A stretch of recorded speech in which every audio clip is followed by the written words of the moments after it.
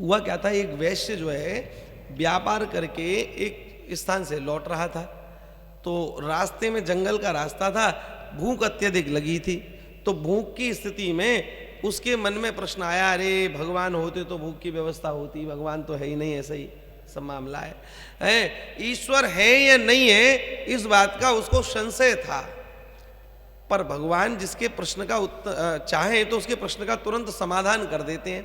उसी समय उसने क्या देखा कि रास्ते में एक लोमड़ी पड़ी है और उस लोमड़ी के दो पैर आगे के खराब हैं, वह चल नहीं सकती, पड़ी हुई है महाराज, कमजोर सी दुबली पतली। उसी बीच में उसने क्या देखा कि एक शेर आ रहा है और उसके मुंह में एक खरगोश दबा हुआ है। वो जो व्यापारी था वह तो चुपचाप एकदम ऊपर चढ़ गया पेड़ पर, और क्या देखा, बोले उसको लगा कि अब ये खरगोश छोड़ करके और लोमड़ी कोई खाएगा, लेकिन हुआ उल्टा महाराज जी। उसने वह खरगोश उस लोमड़ी के आगे छोड़ दिया और अपने आप वो टहलता हुआ भीतर जंगल में चला गया। आहा, उसके भोजन की व्यवस्था हो गई, वह तो उसको खाने लगी लोमड़ी। इन्होंने ये देखा तो इनके जीवन पर बड़ा अद्भुत प्रभाव पड़ा। अरे भगवान सबकी व्यवस्था करते हैं, वाह, यहाँ पर और ऐसी व्यवस्था। तो तुरंत उसने उसी समय सब काम धंधे को साइड में रख दिया, बोले अब तो प्रभु इच्छा पर निर्भर होकर के ही जीवन जीऊंगा। महाराज वहीं पर रहने लगे और रह करके कुछ दिन में यही प्रतीक्षा थी, बोले भगवान सबकी व्यवस्था करते हैं, ऐसा मन में भाव आया, वहीं मौज करने लगे।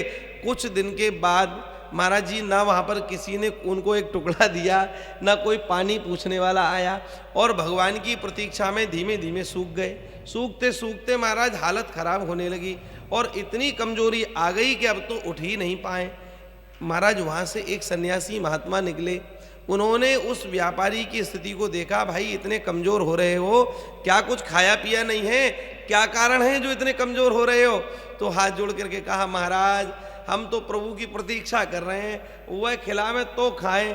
अरे हुआ क्या? तो सारी उन्होंने कहानी पुरानी बता दी।